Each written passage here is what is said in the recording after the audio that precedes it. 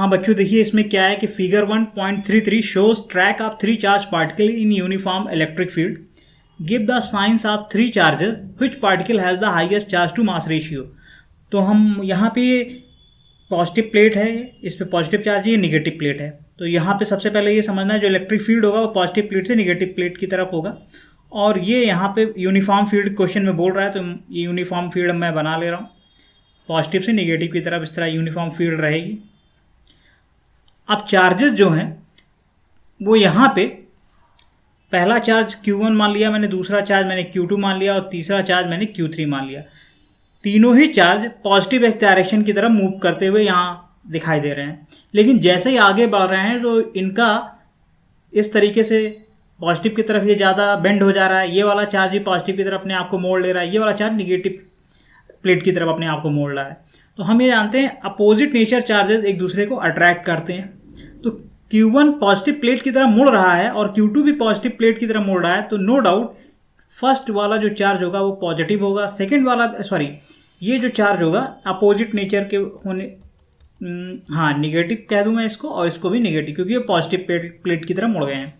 और ये negative plate की तरफ ये चार्ज आया तो डेफिनेटली ये पॉजिटिव होगा।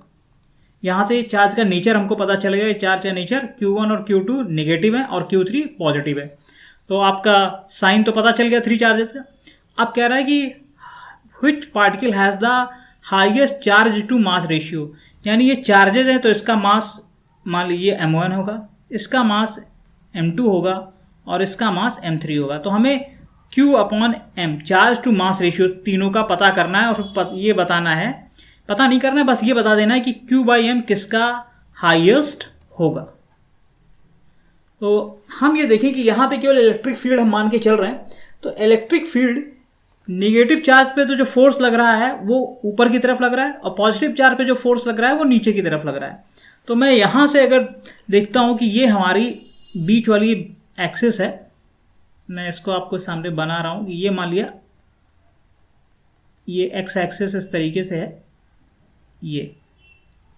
तो यहाँ से अगर मैं सभी पॉइंट्स का ये देखूँ कि इस पॉइंट के रेस्पेक्ट में तीनों चार्जेस किस हाइट पे हैं, तो इसकी हाइट इस पॉइंट पे यहाँ पे है, दूसरे वाले की हाइट यहाँ पे है और ये हाइट यहाँ पे है। तो हमें ये चीज़ समझना है कि किसका हाइट क्या क्या है। मान लिया ये y1 है, ये आपकी जो हाइट है ये y2 है और इधर वाली जो ये वाली हाइट है वो y3 है। तो यहाँ पे मैं अगर आपसे कहूँ, क्योंकि हमें सब कुछ फिगर से ही देख के बताना है कि कैसे क्या हो रहा है, ठीक है। यहाँ इसके रेस्पेक्ट में देखूँ तो क्या हो रहा है, इसकी हाइट इतनी है, इससे ये थोड़ा और ऊपर चले जाते हैं और फिर इस तरह ये y3 हो जाएगा। ये ब्लू वाली लाइन जो है बीचों बीच से जा रही है। अब मैं अगर आपका फोर्स जो चार्जेस पे लगेगा F, वो लगेगा QE।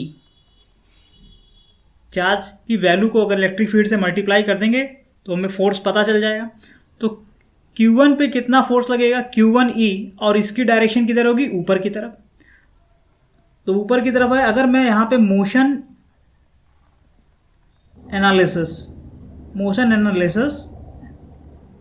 अलोंग y एक्सिस में अगर करता हूँ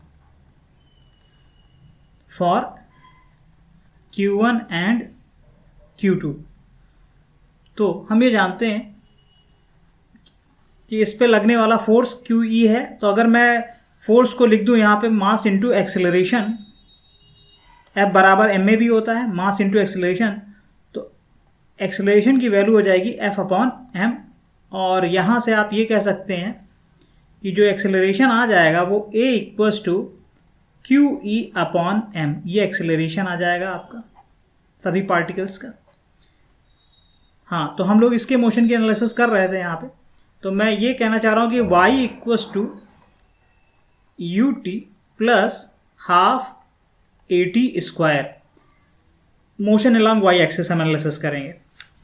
x एक्सिस पे एनालिसिस से हमें ज़्यादा कुछ मिल नहीं पाएगा। क्यों नहीं मिल पाएगा अभी मैं बता रहा हूँ। अब आप देखिए कि शुरुआत में y एक्सिस के अलॉन्ग ये जो वेलोसिटी मैंने लिखी है, initial velocity of particle along y axis, तो वो 0 होगी। इसलिए y इक्वल टू कितना आ जाएगा, हाफ ए टी स्क्वायर। और यहाँ से अगर मैं आपसे कहूँ कि y equals to half a की value q E upon m t square, तो इलेक्ट्रिक फील्ड सेम टाइम के लिए अगर मैं काउंट करता हूँ, टाइम सबको मैं सेम रखता हूँ, तो जो y यहाँ पे आप लिख सकते हैं y equals to half E t square q by M.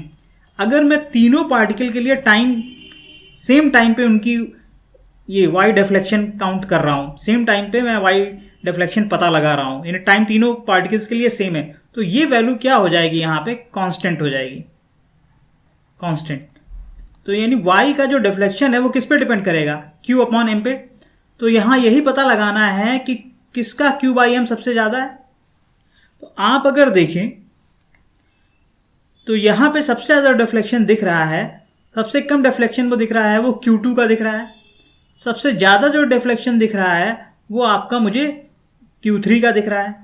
तो यहाँ पे पहला नंबर पे है, ये समझ में आ रहा है y1 किससे सबसे छोटा है, y1 से बड़ा कौन है, y2, y2 से बड़ा कौन है, y3।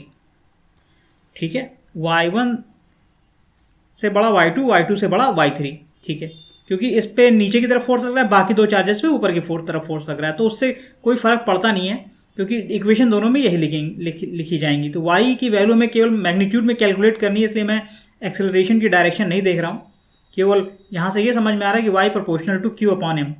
तो सबसे ज़्यादा y3 का वैल्यू ज़्यादा है, तो y3 किसके लिए है, q3 के लिए, यानी y3 हम यहाँ से कह सकते हैं y proportional to q upon m। जितना y ज़्यादा होगा उतना ही उसका q बाई m वाली वैल्यू ज़्यादा होगी। तो यहाँ समझ में आया q3 बाई m किससे बड़ा होगा, q2 बाई m2 से, और q2 बाई m2 किससे बड़ा होगा, q1 अपॉन m1 से, क्योंकि y प्रोपोर्शनल टू q, जितना बड़ा y होगा उतना ही बड़ा q बाई m होगा। तो y3 सबसे बड़ा है, तो इसका q बाई थ्री m3 बाकी दो से बड़ा हो जाएगा, y2 i1 से बड़ा है। तो इस तरह हमें रेशियो पता चल गया कि सबसे बड़ा रेशियो थर्ड पार्टिकल का आ रहा है यहाँ से।